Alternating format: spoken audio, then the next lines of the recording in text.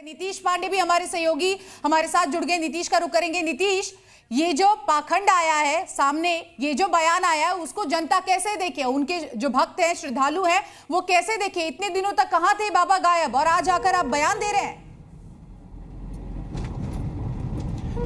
जो चीजें सामने हैं, क्योंकि जिस तरह के सवाल उठ रहे थे कि भक्त कहीं ना कहीं दिक्कत में है, भक्तों की मौत हुई है और बाबा गायब है, बाबा लापता है, ऐसी स्थिति में बाबा सामने आ रहे हैं। कितने दिनों के बाद, यानी जो घटना हुई है, घटना के इतने दिनों के बाद बाबा का सामने आना कई सवाल खड़े कर रहा है। आपको बता दें कि पहले बाबा वहां पर घटना स्थल पर मौजूद होते हैं, फिर उसके बाद जो स्थितियां होती है वहां पर, उसके बाद मौत होती है, मौत के बाद बाबा अंडरग्राउंड हो जाते हैं। और जब जी मीडिया सवाल उठाता है कि बाबा आखिर कहां है, अपने भक्तों के प्रति वो संवेदना क्यों नहीं व्यक्त कर रहे हैं, तो आज बाबा टीवी स्क्रीन पर पहली बार सामने आते हैं और सामने आकर संवेदना प्रकट करते हैं। उन्होंने अपने जो लोग हैं उनके बारे में संवेदना प्रकट की है और इसके साथ ये भी कहते हुए नजर आ रहे हैं कि दोषियों को बख्शा नहीं जाएगा। लेकिन सबसे बड़ा सवाल यह है कि बाबा इतने दिनों बाद आपने संवेदना प्रकट करने की बात मन में कैसे लाई, और इसके साथ ही अब जब सामने आ गए हैं तो पूर्ण रूप से सबके सामने जाकर, अपने भक्तों के यहां जाकर पूरे तौर पर मदद करते हुए क्यों नहीं दिखाई दे रहे हैं? क्या सिर्फ बयान ही देते और कहे कि जिस तरह से जी नीतीश, यहां सवाल यह है कि क्या अब पुलिस उनसे पूछताछ करेगी? पहला सवाल। दूसरा सवाल कि प्रशासन को कब से जानकारी थी कि वो मैनपुरी वाले ही आश्रम में बैठा हुआ है? देखिए, प्रशासन तो लगातार इस बात से इनकार कर रहा था कि वो बाबा मैनपुरी आश्रम में है या नहीं है। प्रशासन का साफ तौर पे ये कहना था कि बाबा मैनपुरी आश्रम में नहीं है। लेकिन जब बाबा का ये बयान सामने आया है, बाबा का ये जो पूरा वीडियो सामने आया है, उसके बाद अब ये देखना होगा कि प्रशासन क्या करेगा। क्या अपने बयानों से बैकफुट पर आएगा प्रशासन, जिसको लगातार अंदर संख्या बल के साथ पूरे कहा जा रहा था कि पुलिस के संख्या बल के साथ प्रशासन अंदर प्रवेश करता था और प्रवेश करके बाहर आता था। जब जी मीडिया ने उनसे बातचीत की और पूछा, पहला सवाल यही था कि बाबा अंदर है, उन्होंने कहा नहीं है। दूसरा सवाल, आश्रम में कमरे कितने हैं, तो कहा 4 ही कमरे हैं। अगर उतना बड़ा कहा पूरा का पूरा परिसर था तो उसके भीतर कमरों की संख्या कम क्यों बताई? तो प्रशासन भी इस पूरे मामले में शक के दायरे में है। और ये बड़ा सवाल ये उठता है कि अब तक अंडरग्राउंड रहने की क्या वजह थी और अब आकर ये बयान देने का क्या मतलब है? क्या जो जांच की आंच है बाबा तक पहुंच रही है? डर सता रहा है बाबा को अपने ऊपर भी गाज गिरने का कहीं न कहीं? जी, बाबा डरे हुए हैं, तभी इस तरह का बयान सामने आया है। क्योंकि जिस तरह की स्थितियां हैं, आपको बता दें कि अब कहीं ना कहीं बाबा पर भी जांच की तलवार लटक सकती है। उन्हें यह अंदेशा कहीं ना कहीं हो रहा था, शायद तभी वो सामने आकर बयान दे रहे हैं। इनको पहले दिन ही बयान देना चाहिए था, जैसे ही घटना हुई अपने भक्तों के बीच में जाना चाहिए था, इस पूरी घटना की जिम्मेदारी लेनी चाहिए थी। इतना ही नहीं, पहले दिन बयान नहीं देना चाहिए था, जाके श्रद्धालुओं और घायलों से मिलना चाहिए था। जिस तरह से रफू चक्कर हो गए बाबा वहां से और एक भी दिन नजर नहीं आए, सवाल उठते हैं। अंडरग्राउंड हुए हैं, लगातार जी मीडिया और आप पहुंच रहे हैं तमाम आश्रम पे। अगर यही बात थी तो पहले दिन ही बयान देना चाहिए था, मुलाकात करनी चाहिए थी। अब क्या डर सता रहा है गिरफ्तारी का? जी, कहीं ना कहीं इनको गिरफ्तारी का डर है। शायद यही वजह है कि अब बाबा सामने आकर बयान दे रहे हैं। अगर आपको इतनी संवेदना है अपने शिष्यों से, इतने आप अपने जो लोग घायल हुए, जो लोग इस पूरी घटना में नीतीश, हम आपके पास लौटेंगे। हमारे साथ मैनपुरी वाले आश्रम से हमारे सहयोगी नीरज गौड़ भी जुड़ चुके हैं। नीरज, सवाल है कि बाबा अब मीडिया के सामने आ चुका है। यह सवाल इंपॉर्टेंट है कि वो इतने दिनों तक अंडरग्राउंड क्यों नहीं रहा, और भक्तों के मन में यह सवाल है, क्या वो 123 लोग जो मारे गए उनके लिए कोई संवेदना नहीं थी? 4 दिन बाद आकर के प्रवचन दे रहे हैं, 4 दिन तक कहां रहे? क्या भक्तों के लिए मन में कोई भी प्रेम नहीं था? वो भक्त जो उनकी रज लेने के लिए 123 लोग मौत के मुंह में समा गए। बिल्कुल चंदन, आपने बिल्कुल सही कहा, क्योंकि जिस तरीके से उनका पूरा चेहरा देखेंगे तो साफ तौर से ऐसा लग रहा है कि प्रतीत हो रहा है कि चेहरे पर किसी भी तरीके से कोई शिकन नहीं है। उनके जो भक्त हैं, 123 लोगों की मौत हो चुकी है, जो कि इनके प्रवचन सुनने आए थे, जो कि इनके सच के साथ के लिए आए थे, और उसके बाद आकर के उनकी वहां पर मौत हो जाती है और बाबा वहां से रफू चक्कर होते हैं। बाबा के बारे में कोई जानकारी नहीं होती है। पुलिस, जो यूपी पुलिस है, तमाम टीमें गठित कर करके बाबा की लोकेशन को ट्रैक करती है। बाबा आखिरकार कहाँ पर है, तमाम जगहों पर जाकर के बाबा को लेकर के रेड्स की जाती है। फर्रुखाबाद, अलीगढ़, दिल्ली, राजस्थान और हरियाणा के आसपास के इलाकों में बाबा को लेकर के लगातार रेड्स होती हैं। लेकिन उसके बाद बाबा की लोकेशन जो मिलती है वो मैनपुरी के आसपास के जो आश्रम है उसके पास आकर के मिलती है। यूपी पुलिस वहां पर पहुंच करके पूरे आश्रम को घेर लेती है और उसके बाद बार बार आकर के बोलती है कि आखिरकार में बाबा के बारे में कोई जानकारी नहीं है।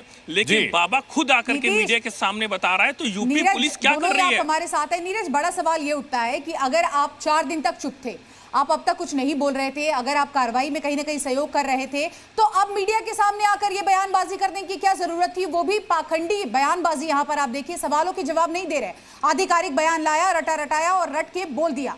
तो इसको क्या समझा जाए फिर? बिल्कुल सही कहा आपने, क्योंकि जिस तरीके से, क्योंकि बाबा पर भी जो है दबाव है, उसके बाद 4 दिन से लगातार उनके भक्त पूछ रहे हैं, उनके जो समर्थक हैं वो पूछ रहे हैं कि आखिरकार में बाबा कहां पर है। यूपी पुलिस ढूंढ रही है बाबा को। तो कहीं ना कहीं बाबा ने प्रेशर में आकर के, दबाव में आकर के अपने वकीलों से बात करने के बाद में अपनी सफाई पेश की है। लेकिन मैंने जो उनका बयान देखा है, उसका चेहरा आप देखेंगे बाबा का, तो कहीं पर भी शिकन नहीं आ रहा उसके चेहरे पर। किसी भी तरीके से कुछ ऐसा प्रतीत नहीं हो रहा कि बाबा को आखिरकार में इतना बड़ा दुख है। नीतीश भी हमारे साथ बने हुए हैं। नीतीश, अगर मैनपुरी वाले ही आश्रम में बाबा बैठा हुआ था, वहीं पर आराम फरमा रहा था, या सेहत जो है उसकी खराब चल रही थी, इतने दिनों तक सामने क्यों नहीं आया? 4 दिनों बाद आकर के अचानक से अपनी बात रखना, इसके पीछे क्या वजह बताई जा रही है?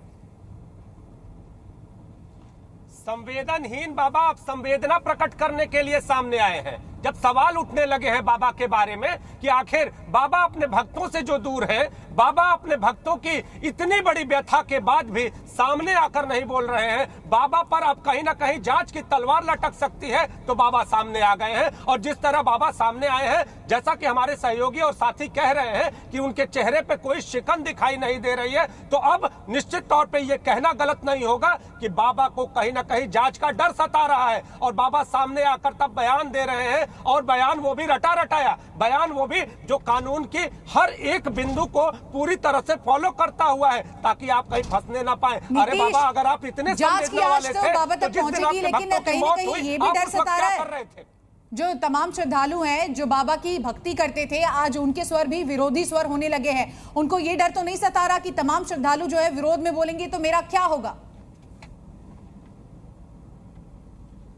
जी, आपको बताएं कि जो स्थानीय लोग हैं वो भी अब बाबा के विरोध में जाने लगे थे। जो स्थानीय लोग हैं वो भी कहने लगे थे कि जब भक्तों की मौत हुई और भक्त उन्हें भगवान मान रहे थे, और जब भक्तों की मौत हुई तो भगवान वहां नहीं पहुंचे, और मौत के बाद भगवान ही भूमिगत हो गए उनके। तो ऐसी स्थिति में अब भक्त भी विरोध की स्थिति में आने लगे थे, और अब बाबा को ये डर सताने लगा था। अगर बात करें, मैं बिंदुवार बता देता हूं। बिंदु अगर पहला देख ले तो भक्तों का जो कहीं ना कहीं विरोध था वो भी बाबा को सामने आने पर मजबूर कर रहा था। नंबर 2 अगर बात करें, प्रशासन की जांच का डर कहीं ना कहीं सता रहा था बाबा को कि अब कहीं ना कहीं अब उनको भी जांच के दायरे में आ सकते हैं, तो इस दूसरे डर के कारण भी बाबा सामने आए। अगर तीसरे बिंदु की बात करें तो लगातार ये सवाल उठ रहे थे कि बाबा भक्तों की चिंता नहीं कर रहे हैं और सामने क्यों नहीं आ रहे हैं, ये डर भी सता रहा था, लिहाजा बाबा सामने आकर अब बयान दे रहे हैं। और चौथा, संवेदनहीन हो गए हैं बाबा, ये भी सवाल हो रहा था कि आखिर अपने भक्तों की मौत पर जिन बाबा को, अगर कोई भी व्यक्ति है जिसके घर में अगर आश्रम उनका घर है और अगर भक्त उनके अपने बच्चे हैं,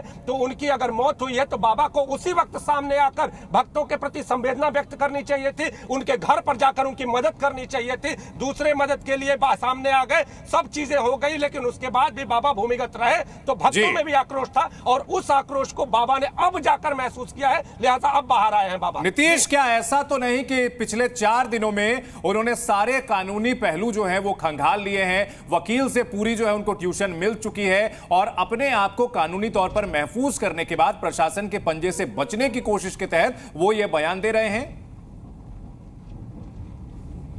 देखिए, प्रशासन का पंजा तो अभी बाबा तक पहुंच ही नहीं पा रहा था। ये कहीं से भी सही नहीं जिस तरह से प्रशासन उनके आश्रम के बाहर पूरी तरह से जमावड़ा लगा के बैठा हुआ था, प्रशासन की टीम आश्रम के अंदर जा रही थी और उनको बाबा मिल नहीं रहे थे। जी मीडिया भी सवाल उठा रहा था कि आप लोग अंदर जाते हैं तो आखिर क्या देख कर आते हैं। तो प्रशासन तो वहां पहुंचता था लेकिन बाबा उन्हें दिखते नहीं थे या वो देखना नहीं चाह रहे थे, वो अलग बात। लेकिन जब बाबा सामने आ गए हैं तो आपका कहना भी बिल्कुल सही है कि सारे प्रशासनिक पहलू को, सारे कानूनी बिंदुओं को समझकर बाबा आप सामने आ गए हैं और पूरी तरह से संवेदना व्यक्त कर रहे हैं। अपने भक्तों के बीच जाने के लिए पूरी तरह से आतुर भी दिखाई दे रहे हैं, ऐसा लगता है। चेहरे पर कोई शिकन नहीं है कि उनके भक्तों की मौत हुई है, चेहरे पर कोई शिकन नहीं है कि उनके प्रवचन में अव्यवस्था फैली है, और अब बाबा सामने आ गए हैं, सामने आकर बयान दे रहे हैं। जी नीतीश, बाबा मिल गए। बाबा की जो खोज लगातार जारी थी, बाबा खुद कह रहे हैं कि शासन और प्रशासन पर आप भरोसा रखिए कि कार्रवाई होगी, लेकिन आप पर कौन भरोसा करेगा? आप पहले दिन से गायब थे, आप अंडरग्राउंड हो गए, आपके वकील आके बयान देते हैं, पूरे कानूनी जो पहलू है उसको आपने देख लिया, समझ लिया। किस तरह का ये पाखंड है और अपने भक्तों के लिए आप मौजूद क्यों नहीं रहे? बड़ा सवाल तो यही उठता है। बड़ा सवाल यही है कि पाखंडी बाबा अब भक्तों के बीच में कहीं ना कहीं टीवी के माध्यम से बयान देते हुए दिखाई दे रहे हैं, और बयान वो भी कि जो कि भक्तों को कहीं ना कहीं संतोष देने वाला साबित हो जाए। अगर आपको इतना अपने भक्तों की चिंता रहती तो आप जिस दिन यह घटना हुई उसके बाद अंडरग्राउंड नहीं होते, और अंडरग्राउंड होते तो प्रशासनिक पहलू को अपने आप में मिलाकर आप अपने आश्रम के भीतर बैठकर ये नहीं मैसेज पास आउट कराते कि आप आश्रम के भीतर मौजूद नहीं है। तो मैनपुरी का प्रशासन बाबा का सहयोग कर रहा था, और बाबा अगर भीतर मौजूद नहीं थे, अगर वहां मौजूद हैं, तो ये क्यों कह रहे थे कि बाहर मौजूद आकर के बाबा भीतर मौजूद नहीं है? और अगर बाबा भीतर मौजूद नहीं थे तो ये बयान कहां से सामने आ गया? अगर ये बयान सामने है तो फिर प्रशासन भी कहीं ना कहीं सवालों के घेरे में है कि क्या प्रशासन भी बाबा को बचा रहा था? प्रशासन बाबा के पास जांच करने के लिए नहीं जा रहा था बल्कि आश्रम में घूमने के लिए जा रहा था। दूसरा सवाल यह है कि बाबा खुद क्यों नहीं बाहर आए? प्रशासन अपनी जगह है, बाबा के भक्तों की मौत हुई थी, बाबा के प्रवचन के दौरान वहां पर भक्तों की मौत हुई थी, अव्यवस्था फैली थी। ऐसी स्थिति में कोई भी रहता, आम आदमी भी अगर ऐसी स्थिति में, जो सभी मर्माहत थे इस घटना से, सभी इस घटना को लेकर कहीं ना कहीं अपना मार्मिक वक्तव्य व्यक्त कर रहे थे, ऐसी स्थिति में बाबा अंडरग्राउंड थे, बाबा कुछ भी बोलने से बच रहे थे, और आज सामने आ गए हैं। चलिए, भक्तों को संतोष है कि बाबा ने अपना बयान तो दिया, अब देखना यह होगा कि इस बयान के बाद अगला प्रशासनिक पहलू ठीक है। इसके उनके बयानों पर अगर गौर करें तो यह कहना है कि उपद्रवियों को बख्शा नहीं जाएगा, यानी वो ये भी मान रहे हैं कि उनकी सभा में उपद्रव हुआ है, लेकिन उन उपद्रवियों की पहचान के लिए प्रशासन को उनसे पूछताछ करनी होगी। अगर सीसीटीवी फुटेज अवेलेबल है तो दिखाना होगा। आखिर उन उपद्रवियों की पहचान होगी कैसे? बड़ा सवाल यह है। यह बड़ा सवाल है कि बाबा खुद बता रहे हैं कि उपद्रवी थे वहां पर, और प्रशासनिक टीम को भी कहीं ना कहीं अब आगे देखना होगा कि बाबा अगर उपद्रवी बता रहे हैं तो उन उपद्रवियों की पहचान कैसे करवाएंगे? क्या सीसीटीवी वहां फुटेज उपलब्ध कराएंगे? क्योंकि प्रशासन तो पहले ही फेलियर था। प्रशासन, जहां पर घटना हुई, प्रशासन का जो नेटवर्क था, आखिर इंफॉर्मेशन नेटवर्क क्या कर रहा था प्रशासन का उस दिन, जब बाबा के आश्रम जो प्रवचन के दौरान भीड़ की जितनी संख्या बल थी उससे ज्यादा हो जाएगी? क्या प्रशासन को पहले ये सूचना नहीं थी? प्रशासन का सूचना तंत्र इतना कमजोर था कि उनको बाबा के प्रवचन में आने वाले श्रद्धालुओं का अंदाजा नहीं था? क्या उस दौरान भी प्रशासन के पास ऐसी कोई इंफॉर्मेशन नहीं है कि बाबा के प्रवचन पर तत्काल प्रभाव से रोक लगाई जा सके? ये सब बातें हैं। हम लौटेंगे आपके पास, लेकिन जो दर्शक इस वक्त जी न्यूज़ के साथ जुड़े हैं, सबसे पहले उनको सुनवाते हैं कि आज बाबा ने आकर अपने बयान में सभी शासन नारायण साकार, हर की संपूर्ण ब्रह्मांड में सदा सदा के लिए जय जयकार। हम 2 जुलाई की घटना के बाद बहुत ही व्यथित हैं। प्रभु हमें बस संगत को इस दुख की घड़ी से उबरने की शक्ति दें। सभी शासन एवं प्रशासन पर भरोसा बनाए रखें। हमें विश्वास है जो भी उपद्रवकारी हैं वो बख्शे नहीं जाएंगे। हमने अपने वकील डॉक्टर AP सिंह जी के माध्यम से कमेटी के महापुरुषों से ये प्रार्थना की है कि दिवंगत आत्माओं के परिजनों एवं इलाजरत घायलों के साथ जीवन पर्यंत तन से खड़े रहने का आग्रह किया है, जिसको सभी ने माना भी है। सभी इस जिम्मेदारी को निभा भी रहे हैं। सभी महामंत्र का सहारा न छोड़ें। वर्तमान समय में वही माध्यम है सभी को सद्मति और सद्बुद्धि प्राप्त होने की इच्छा रखते हैं। नारायण साकार हर की संपूर्ण ब्रह्मांड में सदा सदा के लिए जय जयकार। नारायण। तो पाखंडी बाबा का रटा रटाया बयान आपने सुना। नीतीश पांडे लगातार हमारे साथ जुड़े हुए हैं। नीतीश, डे 1 से आप इसको कवर कर रहे हैं, आपसे जानना चाहेंगे कितनी देर में आप पहुंच रहे हैं और तस्वीरें भी दिखाएं।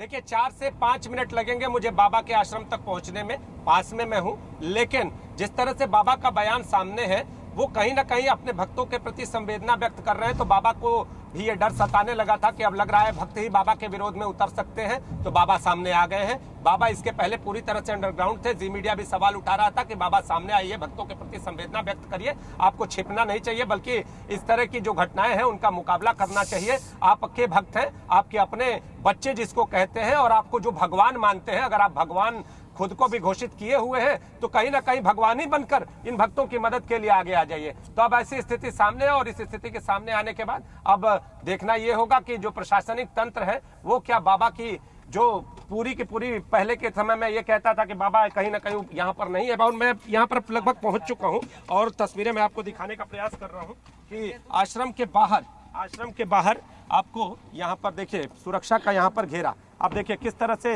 यहाँ पर पुलिस की जीप यहाँ पर मौजूद थी और पुलिस यहाँ पर बाबा को खोजने के लिए आ रही थी और बाबा उनको मिल नहीं रहे थे। ये देखिए सड़क के पास जब आप पहुंचेंगे तो आपको यहाँ पर बाबा की खोज में आने वाली पुलिस पूरी तरह से यहाँ पर घेरा लगाए हुए यहाँ पर खड़ी थी। मीडिया की गाड़ियों को अंदर जाने की अनुमति नहीं थी और पुलिस वाले यहाँ बैठते थे। ये देखिए बाहर की स्थिति हम दिखा रहे हैं। इसके बाद अब जब आप अंदर जाएंगे तो आप जब अंदर यहाँ से होते हुए आगे बढ़ेंगे तो बाबा का आश्रम थोड़ी दूरी पर आपको हम दिखाएंगे। देखिए सामने ये जो नीतीश, इस बीच कैमरामैन को आप कह दीजिए कि कैमरे की स्क्रीन पर जो है एक हाथ कपड़े से मार दी, क्योंकि जो है उसमें थोड़ी सी धुंध सी आ गई है, उससे तस्वीरें थोड़ी धुंधली दिख रही है। जब आप यहाँ से आगे बढ़ेंगे तो सामने ये सफेद रंग का सामने दिखाई देगा आपको। ये पूरा का पूरा जो आश्रम है बाबा का, आलीशान आश्रम इसको हम कहेंगे, पूरा का पूरा आश्रम आपको दिखाई देगा। और इस आश्रम तक पहुंचने के लिए आपको यहाँ से पैदल यात्रा करनी पड़ेगी। और इस पूरे अगर बात करें तो सड़क से आश्रम के बीच में आपको नीतीश तस्वीरें हम देख पा रहे हैं, धुंधली तस्वीरें, हालांकि हम चाहेंगे कि आप कैमरे को साफ कर ले। लेकिन बड़ी बात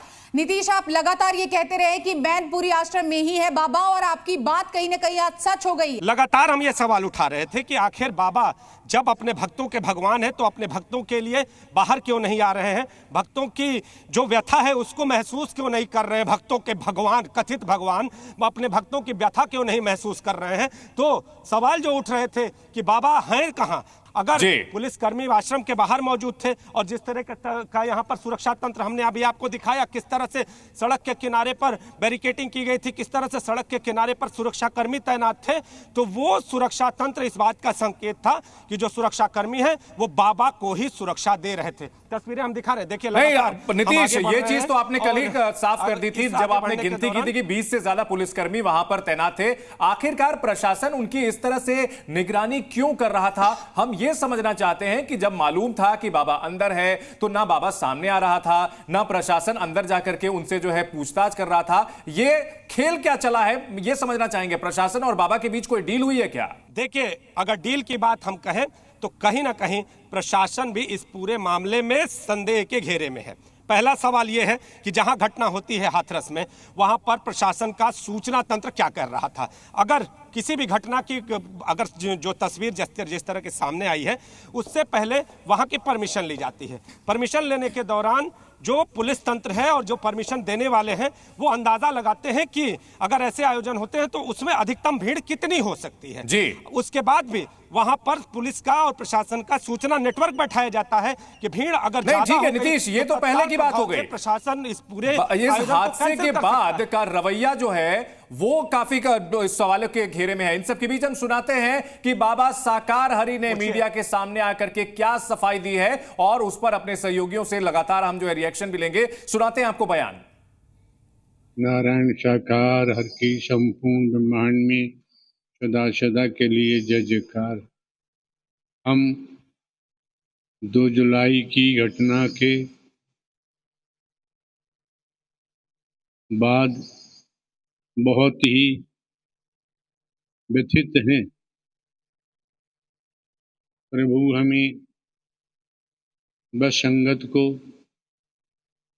इस दुख की घड़ी से उबरने की शक्ति दें।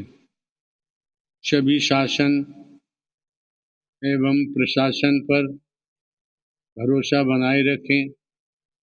हमें विश्वास है जो भी उपद्रवकारी हैं वो बख्शे नहीं जाएंगे। हमने अपने वकील डॉक्टर AP सिंह जी के माध्यम से कमेटी के महापुरुषों से ये प्रार्थना की है कि दिवंगत आत्माओं के परिजनों एवं इलाजरत घायलों के साथ जीवन पर्यंत तन धन से खड़े रहने का आग्रह किया है, जिसको सभी ने माना भी है। सभी इस जिम्मेदारी को निभा भी रहे हैं। सभी महामंत्र का सहारा न छोड़ें। वर्तमान समय में वही माध्यम है सभी को सद्मति और सद्बुद्धि प्राप्त होने की इच्छा रखते हैं। नारायण साकार हर की संपूर्ण ब्रह्मांड में सदा सदा के लिए जय जयकार। नारायण।